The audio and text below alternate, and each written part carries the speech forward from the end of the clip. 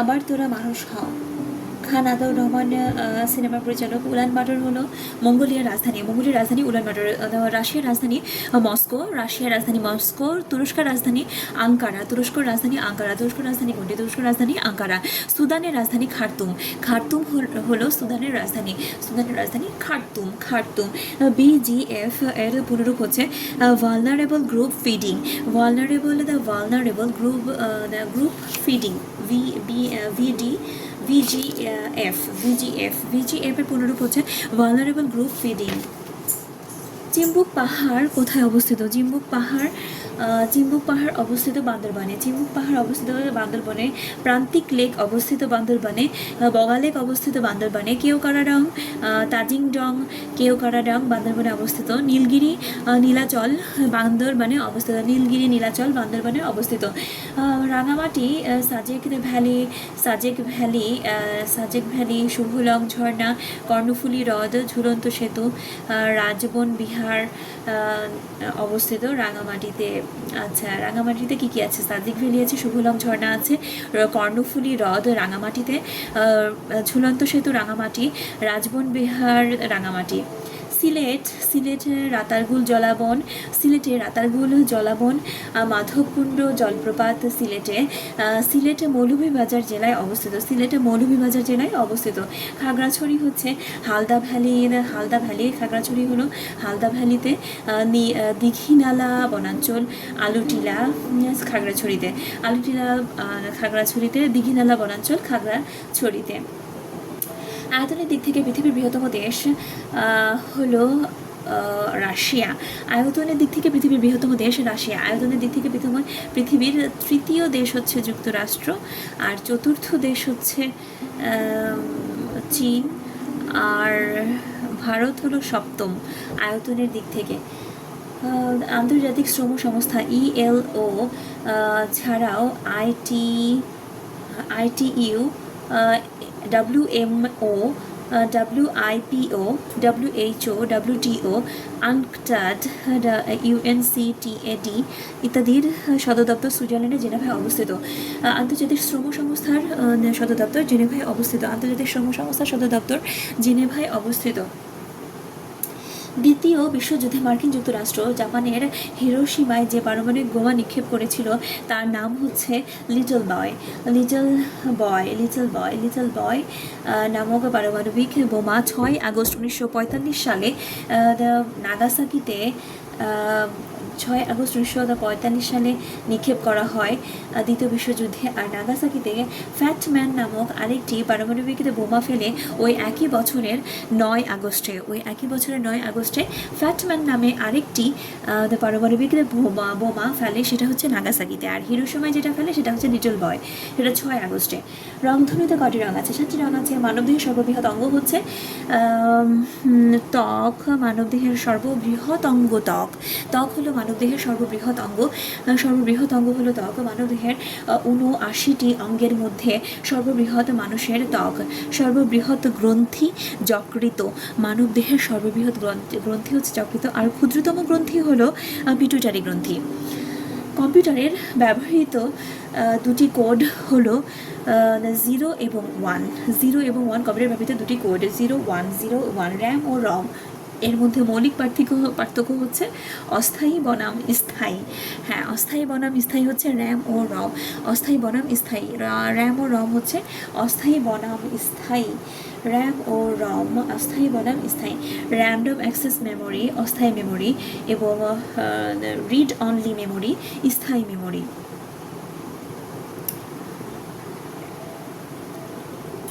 বিক্রয়.com কী ধরনের প্রতিষ্ঠান? ইন্টারনেট ভিত্তিক দোকান। বিক্রয়.com ইন্টারনেট ভিত্তিক দোকান। PDB-1 হলো বিশ্বের প্রথম mini computer. PDB-1 mini computer. PDB-8 হলো ডিজিটাল ইকুইপমেন্ট কর্পোরেশন কর্তৃক আবিষ্কৃত একটি ট্রানজিস্টর ভিত্তিক প্রথম মিনি কম্পিউটার PDB-8। আর কম্পিউটারটি প্রতিষ্ঠান কর্তৃক 1965 সালে লঞ্চ হয়। 1965 সালে লঞ্চ হয়। আচ্ছা, ভাইরাসের পূর্ণ অভিব্যক্তি কী হবে? Virus vital information resources under seize. Vital information resources under seize. Virus কম্পিউটারের পরিভাষায় ভাইরাস শব্দটি ভাঙতে পাওয়া যায় vital information resources under seize, অর্থাৎ গুরুত্বপূর্ণ উৎসগুলো বাজেয়াপ্ত করা হয়েছে। গবেষক ফ্রেডরিক কোহেন কম্পিউটার ভাইরাসের নামকরণ করেন। ফ্রেডরিক কোহেন নাম দেন ভাইরাস, ফ্রেডরিক কোহেন। ওকে, কম্পিউটারে কোন মেমোরির কখনো স্মৃতি ভ্রংশ হয় না? রমের রিড অনলি মেমোরি কখনো স্মৃতিভ্রংশ হয় না। OMR এর পূর্ণরূপ হচ্ছে optical mark reader. OMR optical mark reader. সর্বপ্রথম উদ্ভাবিত মাইক্রোপ্রসেসরটির নাম হলো ইন্টেল 4004। ইন্টেল 4004 সর্বপ্রথম উদ্ভাবিত মাইক্রোপ্রসেসরটির নাম। ইন্টাগ্রেটেড সার্কিট প্রযুক্তির উত্তরোত্তর উন্নতির সঙ্গে কম্পিউটারের CPU বা প্রসেসরের সকল উপাদানকে একটি মাত্র সিলিকন চিপের মধ্যে একীভূত করা সম্ভব হয়। এই চিপকে মাইক্রোপ্রসেসর বলা হয়। যুক্তরাষ্ট্রের ইন্টেল কর্পোরেশন এর ডক্টর টেড হফ এর তত্ত্বাবধানে 1971 সালে প্রথম মাইক্রোপ্রসেসর তৈরি করেন, যার নাম ইন্টেল 4004। ইন্টেল 4004। কম্পিউটার ভাইরাস কি? কম্পিউটার ভাইরাস এক ধরনের প্রোগ্রাম যা স্বয়ংক্রিয়ভাবে সংক্রমণ নিজস্ব সংখ্যা বৃদ্ধি করে। এই প্রোগ্রাম কিছু নির্দেশ বহন করে যা কম্পিউটারের CPU কর্তৃক গ্রহণ করে কম্পিউটারকে অস্বাভাবিক, অগ্রহণযোগ্য এবং অস্বস্তিদায়ক কাজ করতে বাধ্য করে। এই প্রোগ্রামের উদ্দেশ্য কম্পিউটার ব্যবহারকারীদের বিড়ম্বনায় ফেলে। ইমেল ঠিকানায় কতটি অংশ থাকে? ইমেল ঠিকানায় থাকে 2টি অংশ। ইমেল চিহ্ন দ্বারা 2 ভাগে বিভক্ত করা যায়। ইমেলকে প্রথম ভাগে থাকে হচ্ছে অর্থাৎ চিহ্নের আগের অংশ হচ্ছে ইউজার নেম এবং ব্যবহারকারীর ঠিকানা থাকে, এবং ইমেল ঠিকানায় চিহ্নের পরের অংশে থাকে ডোমেইন নেম। সেটা ইয়াহু নাকি জিমেল নাকি ইমেল নাকি অন্য কিছু, সেটা আর কি ডোমেইন নেম সেটা। ওকে, মুমূর্ষু বানানটি হচ্ছে ময়রস্যু মু, ময় দীর্ঘ মু, মধুরস্বয় রেফ রস্যু, মুমূর্ষু। শুশ্রূষা তালবস্বয় রস্যু, তালবস্বয় দীর্ঘ রফলা, মধুরস্বয় কালে শুশ্রূষা। বিভীষিকা প্রথমটা রশ্মি, তারপরে দীর্ঘি, তারপরে রশ্মি, তারপরে পিপীলিকার মতো। এরপরে সাহিত্য শাসন দন্তস্বয় বয় আকার অন্ত্যেস্তীয় তয় তালবস্বয় আকারে দন্ত সাহিত্য শাসন। শুচিস্মিতা তালবস্বয় রস্যু সু, জয় রশ্মি চি, দন্তস্বয় ময় রশ্মি তয়কারে তা শুচিস্মিতা। গীতাঞ্জলি গয় দীর্ঘি গী তয়কারে তা ইউয় বর্গীয় জ লয় রশ্মি লি, গীতাঞ্জলি। সৌজন্য দন্তস্বয় ঔকার বর্গীয় জ দন্ত নয় জফলা, সৌজন্য। সরস্বতী দন্তস্বর দন্তস্বয় বয় তয় দীর্ঘি দিয়ে সরস্বতী। ক্ষুৎপীড়িত কয় মূর্ধন্য খণ্ড ত পয় দীর্ঘি পীর রয় রবীন্দ্র রশ্মি ত ক্ষুৎপীড়িত। শিক্ষা ও মনুষ্যত্ব প্রবন্ধটি কে লিখেছেন? শিক্ষা ও মনুষ্যত্ব প্রবন্ধটি লিখেছেন মোতাহার হোসেন চৌধুরী। মোতাহার হোসেন চৌধুরীর প্রবন্ধ শিক্ষা ও মনুষ্যত্ব। মোতাহার হোসেন চৌধুরীর প্রবন্ধ হলো শিক্ষা ও মনুষ্যত্ব। কোন শব্দটিকে ক্রিয়াপদের দ্বিরুক্ত ঘটে? কোন শব্দটিকে? আচ্ছা, হেসে হেসে ক্রিয়াপদের দ্বিরুক্ত ঘটেছে। হেসে ক্রিয়াপদের দ্বিরুক্ত ঘটেছে। ফোনোলজি ধ্বনিতত্ত্ব, মরফোলজি শব্দতত্ত্ব। ফোনোলজি ধ্বনিতত্ত্ব, মরফোলজি শব্দতত্ত্ব। সিনট্যাক্স বাক্যতত্ত্ব বা পদক্রম। সিম্যান্টিক্স অর্থতত্ত্ব। সিম্যান্টিক্স হচ্ছে অর্থতত্ত্ব। সিম্যান্টিক্স অর্থতত্ত্ব। মঙ্গল কাব্য কোন যুগের বাংলা সাহিত্যের নিদর্শন? মঙ্গল কাব্য মধ্যযুগের বাংলা সাহিত্যের নিদর্শন, মধ্যযুগের। মানুষের বিশ্বাস মতে দেবদেবী নির্ভর যে কাব্য রচনা পাঠ ও শ্রবণ করলে নিজের প্রতিবেশীর ও সমাজের মঙ্গল বা কল্যাণ সাধন হয় তাকে মঙ্গল কাব্য বলে। 15 থেকে 18 শতকের শেষ অবধি এই ধারার কাব্য বাংলায় রচিত হয়। মঙ্গল কাব্যের প্রধান শাখা 3টি। এগুলো হলো মনসামঙ্গল, চণ্ডীমঙ্গল, অন্নদামঙ্গল। আর একটি সম্পূর্ণ মঙ্গল কাব্য সাধারণত 5টি অংশ থাকে, তা হলো বন্দনা, আত্মপরিচয়, দেবখণ্ড, মর্তখণ্ড, শ্রুতিফল। বন্দনা, আত্মপরিচয়, দেবখণ্ড, মর্তখণ্ড, শ্রুতিফল। সংশয় এর বিপরীত শব্দ কি? সংশয়ের বিপরীত শব্দ হচ্ছে প্রত্যয়। সংশয়, প্রত্যয়, প্রত্যয়, সংশয়। দ্বিধা, দ্বিধা, সংশয়ের প্রতিশব্দ হলো দ্বিধা, দ্বৈধ বোধ, দ্বিধা, দ্বৈধ বোধ। আর সংশয়ের সন্ধি বিচ্ছেদ করলে হয় সম যোগ শয়, সংশয়, সম যোগ শয়, সংশয়। শিরে সংক্রান্তি, বাগধারাটির অর্থ হচ্ছে আসন্ন বিপদ। শিরে সংক্রান্তি, আসন্ন বিপদ। শরতের শিশির, সুসময়ের বন্ধু। শরতের শিশির মানে সুসময়ের বন্ধু। আর উভয় সংকট বোঝাতে শাখের করাত, শাখের করাত মানে হচ্ছে উভয় সংকট, শাখের করাত উভয় সংকট। শনির দশা মানে দুঃসময়। আর শাক দিয়ে মাছ ছাকা মানে দোষ গোপনের বৃথা চেষ্টা করা। সাপে বর মানে অনিষ্টে ইষ্ট লাভ, সাপে বর মানে অনিষ্টে ইষ্ট লাভ। শকুনি মামা মানে হচ্ছে কুচক্রী লোক, শকুনি মামা মানে হচ্ছে কুচক্রী লোক। আচ্ছা, শিয়ালের যুক্তি মানে অকেজ যুক্তি, শিয়ালের যুক্তি মানে অকেজ যুক্তি, শিয়ালের যুক্তি অকেজ যুক্তি। শ্বেত হস্তির পোষা অধিক অর্থ ব্যয়, শ্বেত হস্তির পোষা অধিক অর্থ ব্যয় মানে সাদা হাতি পোষা মানে অধিক অর্থ ব্যয়।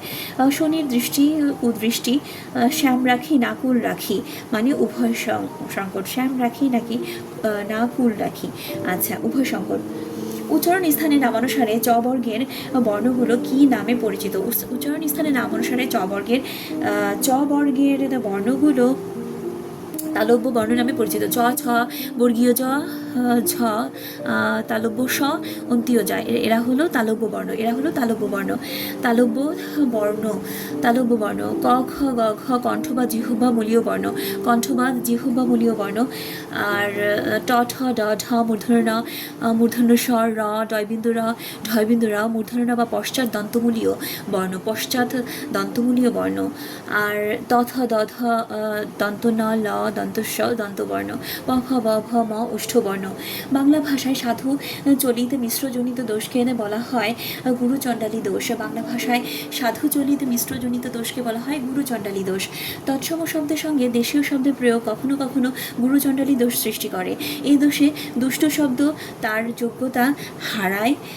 গরুর গাড়ি, শবদাহ, মরাপোড়া ইত্যাদি স্থলে যথাক্রমে গরুর শকট মানে হচ্ছে গরুর গাড়ি, আচ্ছা, শবদাহ, শব পোড়া, আর মরাপোড়া, মরাদাহ ইত্যাদি ব্যবহার গুরুচণ্ডালী দোষ সৃষ্টি করে, গুরুচণ্ডালী দোষ সৃষ্টি করে। আচ্ছা, বাংলা ভাষায় সাধু চলিত মিশ্রণ জনিত দোষকে বলা হয় গুরুচণ্ডালী দোষ, গুরুচণ্ডালী দোষ। বাংলা ভাষা, বাংলা বর্ণমালায় পূর্ণ মাত্রার বর্ণ হচ্ছে পূর্ণমাত্রার বর্ণ 32টি, পূর্ণমাত্রার বর্ণ 32টি। তার মধ্যে স্বরবর্ণে 6টি, ব্যঞ্জনবর্ণে 26টি পূর্ণমাত্রা। আর অর্ধমাত্রার বর্ণ স্বরবর্ণে 1টি, আর ব্যঞ্জনবর্ণে 7টি, সব মিলিয়ে 8টি। আর মাত্রাহীন স্বরবর্ণে 4টি, আর ব্যঞ্জনবর্ণে 6টি, মোট 10টি মাত্রাহীন। মৃন্ময়, মৃন্ময় এর সন্ধি বিচ্ছেদ হচ্ছে মৃত যোগময়, মৃন্ময়, মৃত যোগময়, মৃন্ময়, মৃত যোগময়, মৃন্ময়। দিক যোগ নির্ণয়, দিগ নির্ণয় বা দিং নির্ণয়, দিং নির্ণয় বা দিগ নির্ণয়। তৎযোগ মধ্যে, তন্মধ্যে বা তন্মধ্যে, তৎযোগ মধ্যে, তন্মধ্যে বা তন্মধ্যে। বাক যোগময়, বাংময়, তন্ময়, তৎযোগময়, তন্ময়। জগৎ যোগনাথ, জগন্নাথ, তৎযোগময়, তন্ময়। বাক যোগময়, বাংময়, জগৎ যোগনাথ, জগন্নাথ। গগনে উঠল রবি লোহিত বরণ, চিহ্নিত শব্দের কারক ও বিভক্তি কি? অধিকরণের সপ্তমী। গগনে অধিকরণের সপ্তমী, গগনে হলো অধিকরণের সপ্তমী। চেহারা কোন বিদেশি ভাষার শব্দ? চেহারা হলো ফার্সি ভাষার শব্দ। চেহারা ওলন্দাজ, দিনে মার, ক্যাফে, রেনেসাস, বোরজোয়া, আতাত, কার্তুজ, রেস্তোরাঁ, কুপন, ডিপো ফার্সি ভাষার শব্দ। বিজন শব্দের অর্থ হলো পাখা। বিজন শব্দের অর্থ পাখা। পাখা মানে হলো বিজন। পাখা মানে কি? বিজন। বিজন শব্দের অর্থ হলো পাখা। লয় শব্দটির বিশেষণ পদ লিন। লয় শব্দটির বিশেষণ পদ হচ্ছে লিন। লয় শব্দটির বিশেষণ পদ লিন। কেন পান্থ ক্ষান্ত হও হেরি দীর্ঘ পথ? কৃষ্ণচন্দ্র মজুমদারের লেখা। কেন পান্থ ক্ষান্ত হও হেরি দীর্ঘ পথ? কৃষ্ণচন্দ্র মজুমদার। অলিক শব্দের বিপরীত শব্দ অলিক, বাস্তব, বাস্তব অলিক, অলিক বাস্তব, বাস্তব অলিক। বিপরীত শব্দ অলিক, বাস্তব, বাস্তব অলিক। অর্ডিন্যান্স শব্দটির বাংলা প্রতিশব্দ হচ্ছে অধ্যাদেশ।